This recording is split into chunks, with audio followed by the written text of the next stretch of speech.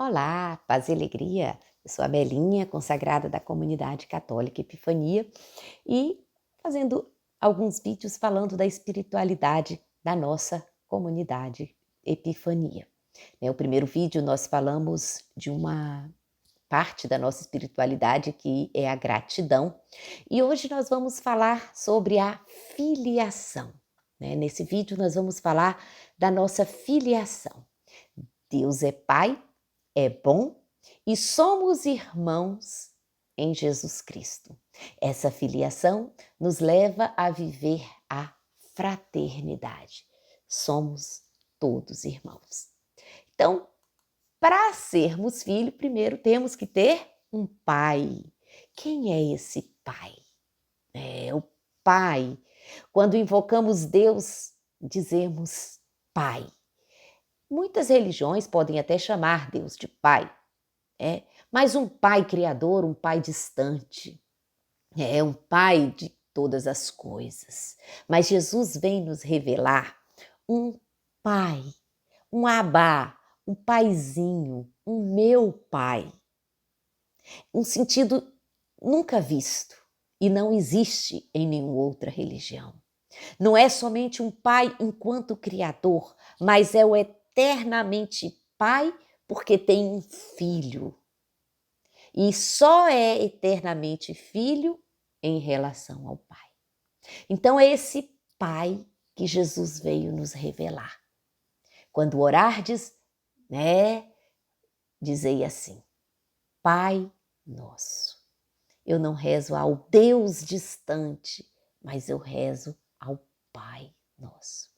Ele é pai de Jesus, que é filho, e o filho, Jesus, que se chama, Jesus que se chama, lá em João 14 a gente vai ver, em João 17, em outras passagens, a gente vai ver que Jesus diz que ele é filho, ele se chama de filho. Ele invoca o Deus Pai como o Abá. Quando ele ensina a rezar, ele fala isso. Então, conservando essa palavra Abá no seu original, os primeiros cristãos mostram que Jesus rezava dessa forma, que ele falava com Deus com essa intimidade e nos ensina a ter essa intimidade.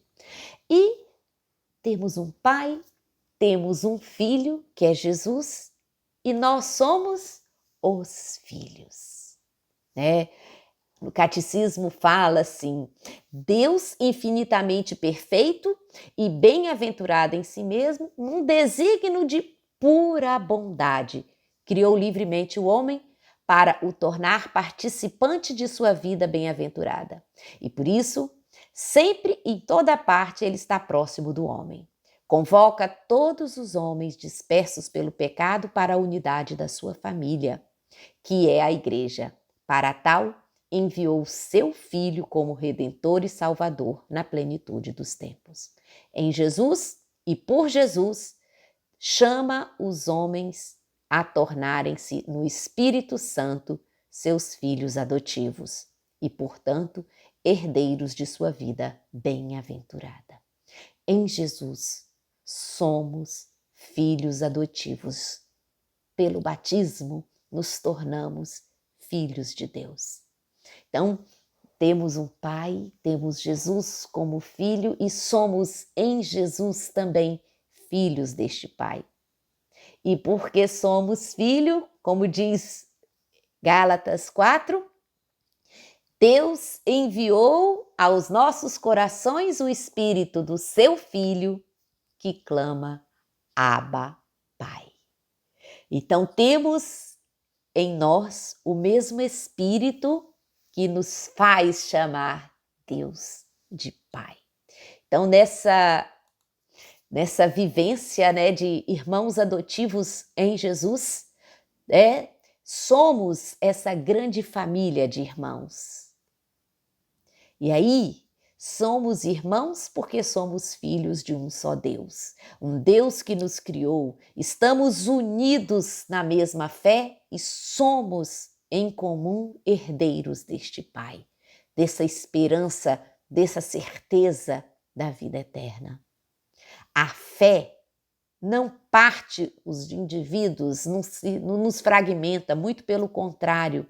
Não podemos ser isolados. A fé nos faz viver essa fraternidade. Ser cristão essencialmente quer dizer isso. Eu saio da vida para mim mesma para viver para o outro. Ser cristão é ser um novo Cristo. Cristo, né, que a gente pega aquela passagem que diz: humilhou-se, né? Não fez de ser Deus uma coisa grande, mas humilhou-se, despojou-se. E é isso que ele nos chama, a ser um novo Cristo, a nos despojar do nós mesmos para ir ao encontro do irmão.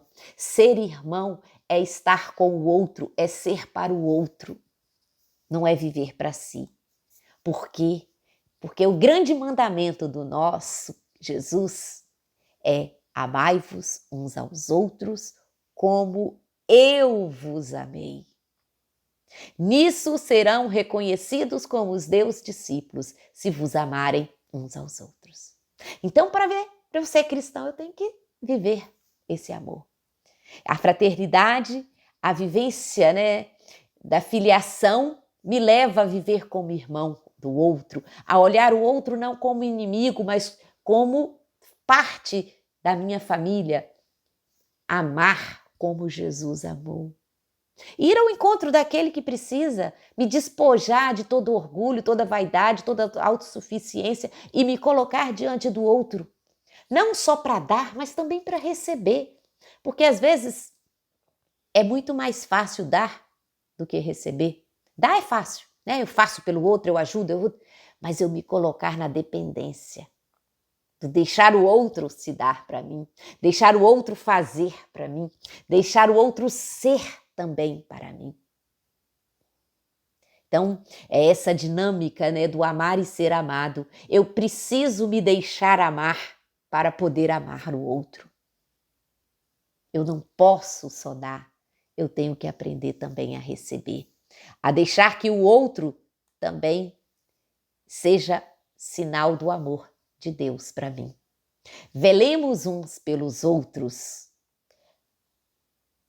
para nos estimularmos à caridade e às boas obras. Está lá na carta aos Hebreus, capítulo 10, versículo 24. Velemos uns pelos outros para nos estimular à caridade e às boas obras. Olha essa palavra, velar. O que é velar? Prestar atenção ao outro, uns pelos outros, a reciprocidade, a caridade e as boas obras, é a santidade pessoal. Então vamos desenvolver isso, né? Como que velamos uns pelos outros? A responsabilidade pelo irmão. Deus nos convida a fixar o olhar no outro, sair de mim, olhar também para o outro, como Jesus também fazia isso, estar atento às necessidades do outro, estar atento, não ser indiferente ao destino do irmão. Sabe aquela frase? Tenho nada com isso. Ele fez porque quis. Isso não é cristão. Eu sim tenho alguma coisa. Lembra daquela parte quando Caim matou Abel? Deus pergunta para ele, onde está o teu irmão? E aí ele diz, eu lá sou guarda do meu irmão.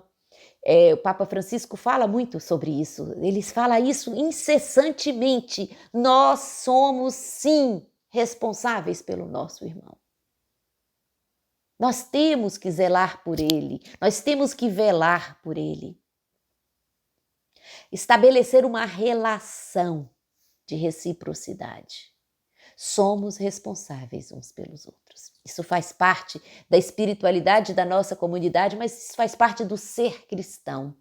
Eu sou responsável, eu sou sim o guarda do meu irmão. Desejar o bem pelo outro. Vamos lembrar da parábola, né, do bom samaritano. Cuidar, ser responsável. O bem que existe que vence o mal, porque Deus é bom. Desejar o bem sobre todos os aspectos, nunca desejar o mal. Nunca. O bem físico, o bem moral e espiritual. Eu sempre tenho que estar diante do meu irmão, de mãos estendidas, coração aberto, desejando o bem. Não podemos nos tornar cegos diante da dor e do sofrimento do irmão. Se um dia você começar a escutar jornal e ver tanta tragédia, tanta confusão, tanto dor e sofrimento, e isso não doer no seu coração, meu irmão, tem algum problema com você. Nós temos que sofrer com a dor do outro. Nós não podemos ficar indiferentes. Ah, mas ele mereceu. Não podemos deixar esse desamor entrar em nossas vidas. Recordemos todos os aspectos da nossa vida cristã. Viver a caridade, viver o amor, viver a presença. Desejar o bem ao outro. Uns pelos outros. É o dom da reciprocidade. Paulo, quando exorta a não procurar o próprio interesse, lá em Coríntios, no capítulo 10, ele quer dizer justamente isso. Hoje eu estava conversando com uma pessoa e ela falou assim, já pensou se todo mundo fizesse só o que quisesse? Já pensou? Eu tenho muitas vezes deixar de fazer aquilo que eu quero, para fazer para o outro, para ir ao encontro do outro. Unidos a Jesus através da Eucaristia, que nos alimenta, que nos dá força, porque tudo isso a gente só vive em Cristo. Nós só podemos ser irmãos em Jesus e nós só podemos viver verdadeiramente como irmãos em Jesus. Significa o quê? O outro me pertence, a sua vida a sua salvação também fazem parte.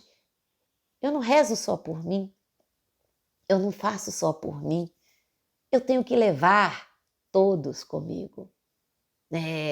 Todos os santos que a gente estuda a vida, eles falam muito isso. A minha salvação sozinha não existe. Eu quero uma multidão de santos, todos. Por isso, que nós devemos estimularmos uns aos outros a essa vivência da caridade, do amor fraterno, das boas obras, para caminhar juntos na santidade.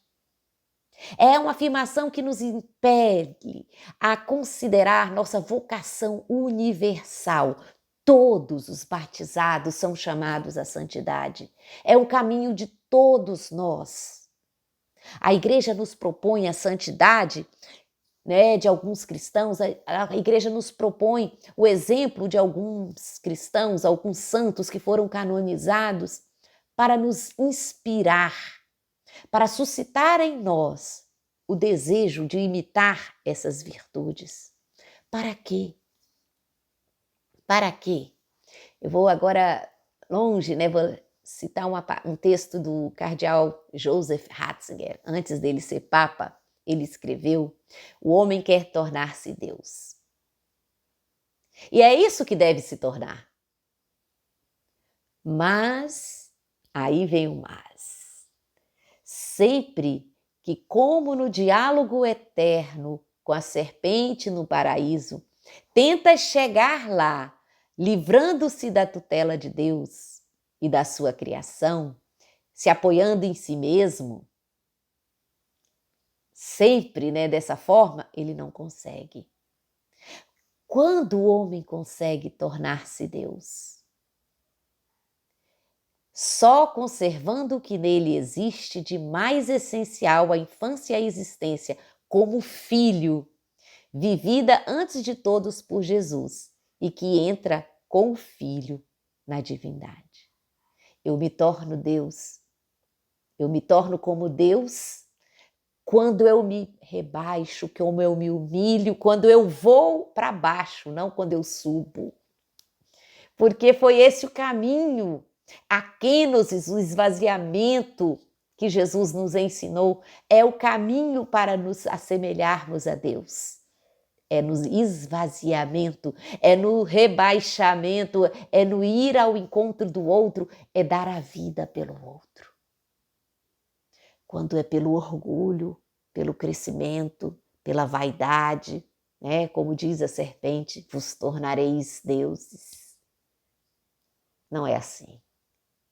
Para eu viver a essência da minha vida, daquilo que Deus me criou e para aquilo que Ele me criou, eu tenho que deixar me conformar em Deus através de Jesus Cristo. Ser filho, para viver como filho e viver a fraternidade e o amor. Nisso sereis conhecidos como meus discípulos, se vos ameis uns aos outros. É pelo amor, é pela vivência fraterna, é pela vivência da caridade que nos tornamos como Deus. E que a cada dia nós possamos deixar que o Espírito Santo nos ajude nesse caminho de esvaziamento, de kenosis, de entrega total, da vivência do amor entre nós.